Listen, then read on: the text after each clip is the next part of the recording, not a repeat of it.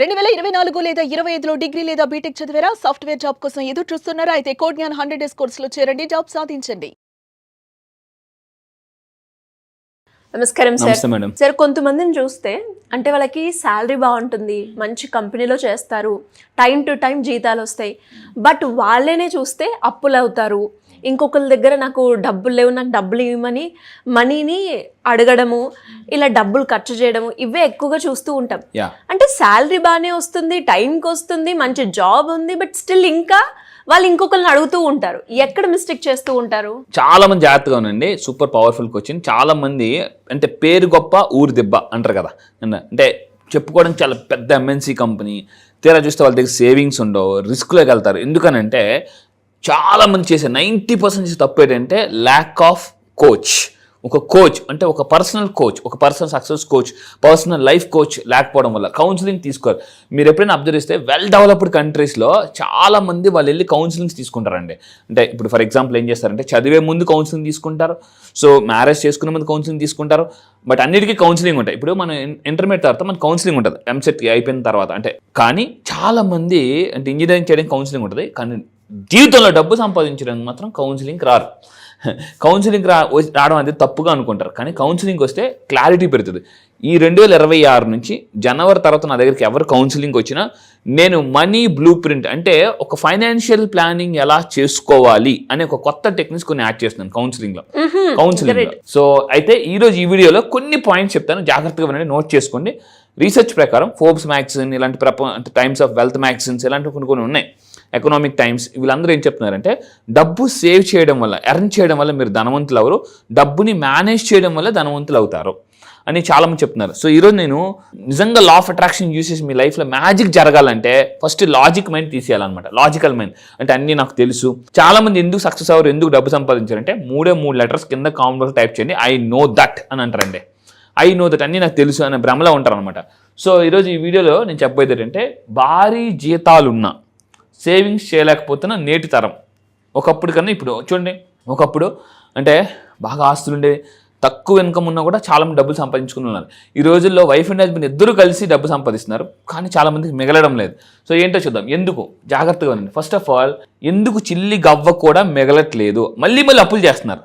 So చాలామంది మన ఊర్లో ఏమనుకుంటారంటే వాళ్ళకి ఎట్లా వైఫ్ అండ్ హస్బెండ్ సంపాదిస్తున్నారు 2 చేతులు అనుకుంటారు, కానీ ఇక్కడ ఉన్న వాళ్ళు తెలుస్తుంది వాళ్ళ ఖర్చులు ఏంటంటే.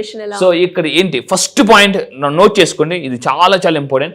ఎందుకు చాలా మంది డబ్బులు సేవ్ చేయలేకపోతున్నారంటే పోస్ట్ పోన్మెంట్ టైప్ చేయండి. పోస్ట్ పోన్మెంట్ కింద కామన్ బుక్లో టైప్ చేయండి. అంటే చలో సేవ్ చేద్దాంలే, ఇప్పుడు ఏమంత అర్జెంటు అని చెప్పేసి. Money speaks only one language. Money ఒక లాంగ్వేజ్ మాట్లాడుతుంది, ఏంటంటే if you save me today, ఈరోజు నన్ను సేవ్ చేస్తే tomorrow I will save you. అంటే వృక్షో రక్షిత రక్షిత చదువుకున్నాం, వృక్షాలు మనం రక్షిస్తే రేపు ఫ్యూచర్లో మన వృక్షాలు మనం రక్షిస్తాయి. సో ఇక్కడ మనం నేర్చుకోవాల్సింది ఏంటంటే డబ్బు ఎప్పుడైతే ఎవరైతే ఎర్న్ చేయడం మొదలు పెడతారో, అంటే ఫస్ట్ ఉద్యోగం నుంచి మీ అందరూ గుర్తుపెట్టుకోవాల్సింది డబ్బో రక్షిత రక్షిత. డబ్బుని నేను ఈరోజు సేవ్ చేస్తే రేపు డబ్బు నన్ను సేవ్ చేస్తుంది అనే సీక్రెట్. ఈరోజు చాలా మంది పెద్ద పెద్ద సెలబ్రిటీస్ కూడా, ఒకప్పుడు పెద్ద పెద్ద యాక్టర్స్ కూడా, అంటే వాళ్ళు వచ్చినప్పుడు ఎలా పడితే ఖర్చు పెట్టేసి ఒక కోచ్ లేకుండా, ఒక ఫైనాన్షియల్ మేనేజ్మెంట్ లేకుండా ఉండడం వల్ల, అంటే పోస్ట్ పోన్మెంట్, చలో రేపు ఇంకా బోల్డ్ ఉందలే ఫ్యూచర్ అని ఒక వాయిదా వేసే పద్ధతి వల్ల చాలామంది డబ్బులు సేవ్ చేయరండి. ఫస్ట్ ఆఫ్ ఆల్ మీ అందరూ కూడా ఈ పోస్ట్ పోన్మెంట్ని బ్రేక్ చేయండి. జీతం పెరిగాక దాచుకుందాం, ఇప్పుడు ఏముంది ఫ్యూచర్ ఇంకా బోల్డ్ ఉంది దాచుకుందాం, లేదా అదో పెరుగుతుంది ఇది పెరుగుతుంది అని ఒక భ్రమలో ఉంటారు అనమాట. అండ్ ఇంకా చాలామంది ఎందుకు దాచుకోలేకపోతున్నారంటే ఫస్ట్ది వాయిదా వేయడం వల్ల దాచుకోలేకపోతున్నారు. రెండోది ఏంటంటే వచ్చిన డబ్బులు ఏం చేస్తున్నారంటే అంటే ఒక ప్లానింగ్ లేకుండా కొత్త ఫోన్, వెకేషన్స్, అంటే ఎంతసేపు డబ్బు వస్తే ఏది కొనాలి ఆలోచిస్తున్నారు తప్ప ఎలా సేవ్ చేయాలని మీరు ఆలోచించట్లేదు చాలా మంది. అంటే ఇప్పుడు చాలా మంది నేను అడిగాను, చాలా మంది నా దగ్గరికి వచ్చిందారా, చలో మీకు ఇప్పుడు నెలకు ఒక 5 లక్షలు ఇన్కమ్ వస్తే ఏం చేస్తారని అడిగాను అనుకోండి. సార్ నేను టీవీ కొంటా, ఫ్రిడ్జ్ కొంటా, లేదా ట్రిప్ వెళ్తా అంటున్నారు, కానీ అసలు నేను అడిగిన క్వశ్చన్ అడగగానే ఫస్ట్ ఒక 10% సేవ్ చేస్తా అని ఎవరు చెప్పట్లేదండి.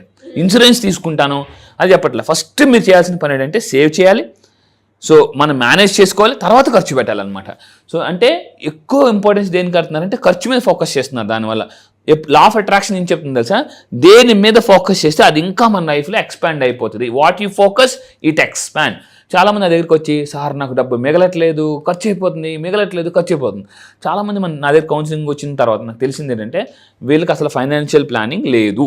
అని అర్థమైంది. నాకు క్లాసెస్కి వచ్చిన తర్వాత నేను నేర్పేది ఒకటే, ఫైనాన్షియల్ ప్లానింగ్. కింద కామెంట్ టైప్ చేయండి, వెరీ వెరీ ఇంపార్టెంట్ అండి ఫైనాన్షియల్ ప్లానింగ్. అండ్ ఇంకొకటి ఈఎంఐ అనేది ఒక ట్రాప్. చాలా మందికి ఆశ్చర్యంగా అనిపిస్తుంది. అంటే కొంతమంది ఈఎంఐ మరి ఉండకూడదా? ఉండాలి. టూ మచ్ ఈఎంఐస్ ఉండకూడదు. మళ్ళీ చెప్తున్నానండి, టూ మచ్. మీకు వచ్చే ఇన్కమ్లో 30% లేదా 40% ఈఎంఐస్ ఉండాలి అంతే. కొంతమంది 80% దాకా ఈఎంఐస్కి వెళ్ళిపోతున్నారు. ఈఎంఐలు అంటారు ఏమంటారు, ముందు వాడుకో తర్వాత డబ్బు కట్టు. ఫస్ట్ కొంతమంది ఇప్పుడు వెహికల్స్ కూడా మీరు అబ్జర్వ్ చేస్తే ఫస్ట్ ఎంత కొంత డౌన్ పేమెంట్స్ పట్టుకెళ్ళిపోయినాం. మనకి ఎలా ఉంటుందంటే మనకి ఏ డబ్బులు కట్టకుండా వెహికల్స్ గొప్పగా చెప్పుకుంటాం, కానీ దాని వెనకాల చాలా ఉంటుంది. చాలా మంది ఈఎంఐస్ తీసుకున్నప్పుడు చాలా జాగ్రత్తగా ఆలోచించుకోవాలండి, చాలా జాగ్రత్తగా. సో అండ్ ఇప్పుడు కారు, ఇల్లు అన్నీ ఈఎంఐస్ అనమాట.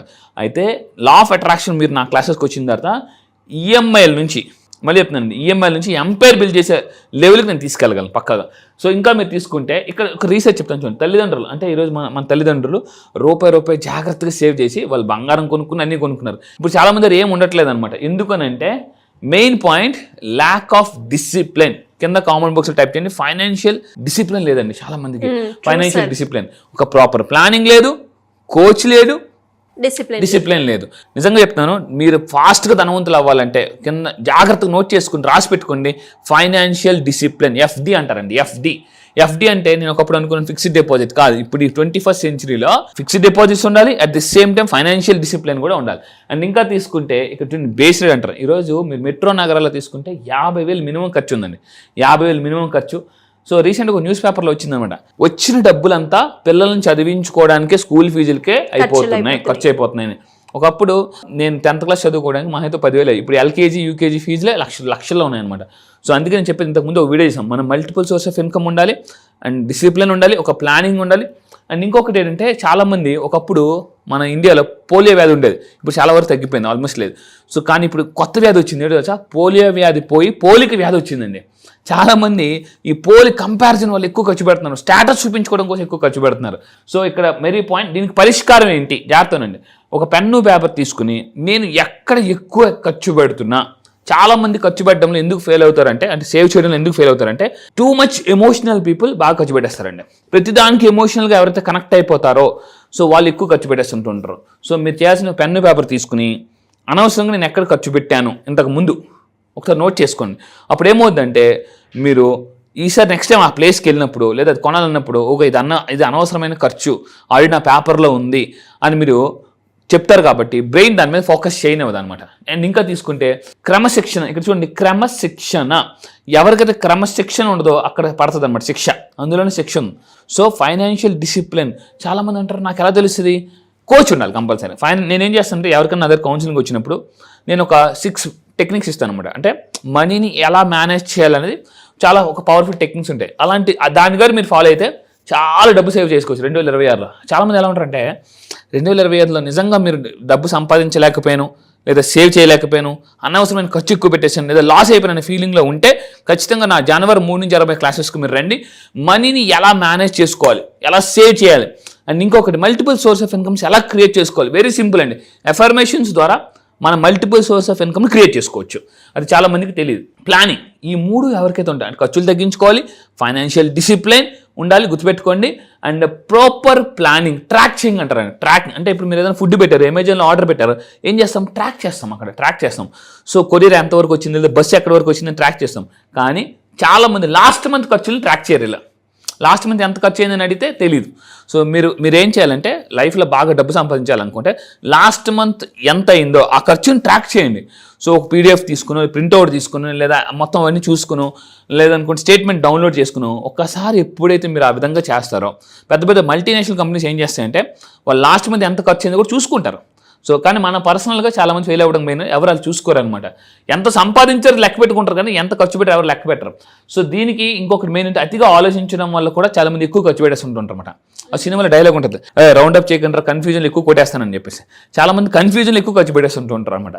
సో మీరు నిజంగా కన్ఫ్యూజన్ నుంచి క్లారిటీ స్టేట్కి రావాలనుకుంటే సో కింద కనిపిస్తున్న నెంబర్కి మీరు కాంటాక్ట్ అయ్యి కౌన్సిలింగ్ కానీ లేదా క్లాసెస్ కానీ రాగలిగితే నేను ఫుల్ క్లారిటీ ఇస్తానండి. డెఫినెట్గా సార్, మీరు అన్నట్టుగానే వాళ్ళకి ఒక క్లారిటీ కావాలి. నెక్స్ట్ కొత్త ఇయర్లో డబ్బుని ఇక్కడ నుంచి అయినా నేను సేవ్ చేసుకోవాలి, ఒక ఇన్వెస్ట్మెంట్ మొదలు పెట్టాలి అనుకునే వాళ్ళకి ఎవరికైనా కూడా multiple source of income generation మీద ఒక డిసిప్లైన్గా వెళ్ళాలి అనుకునేటప్పుడు మిమ్మల్ని అప్రోచ్ అవ్వాలి అంటే ఏ విధంగా ఉంటుందంటారు? ఎస్, కింద కనిపిస్తున్న నెంబర్ మీరు కాంటాక్ట్ అవ్వడం వల్ల కూడా మీరు నా దగ్గర కౌన్సిలింగ్ రావచ్చు, లేదా జనవరి 3 నుంచి జరగబోయే ఆన్లైన్ క్లాసెస్లో ప్రపంచంలో మీరు ఎక్కడున్నా కూడా మళ్ళీ చెప్తానండి, అంటే 2025లో కోల్పోయిందని 2026లో చక్రవడ్డీ భారీ వడ్డీతో సహా మీరు అట్రాక్ట్ చేయాలనుకుంటే, ఆపర్చునిటీస్ కూడా అట్రాక్ట్ చేయాలనుకుంటే, అంటే 2025లో మీరు చాలా మంది డబ్బు కోల్పోయి ఉంటారు, లేదా ఇట్లా అంటే ఎక్కడ పెట్టాలో క్లారిటీ రాకపోవచ్చు. 2026లో మళ్ళీ చెప్తానండి, ఎంతైతే లాస్ అయ్యారో దానికి 100 times మీరు ఎర్న్ చేయాలనుకుంటే నా క్లాసెస్కి రండి. సో నా క్లాసెస్లో law of attraction scientific explain చేస్తాను, ఎఫర్మేషన్స్ ఎలా చేయాలి, గ్రాటిట్యూడ్ ఎలా చేయాలి, సేల్స్ ఏ విధంగా పెంచుకోవాలి, ఎక్స్క్లూజివ్ సార్ జనవరి 3 నుంచి జరగబోయే బ్యాచ్లో సేల్స్ ఏ విధంగా పెంచుకోవచ్చు అనే టెక్నిక్స్ కూడా కొత్తగా యాడ్ చేస్తున్నాను. డెఫినెట్గా sir, thank you so much. Thank you madam.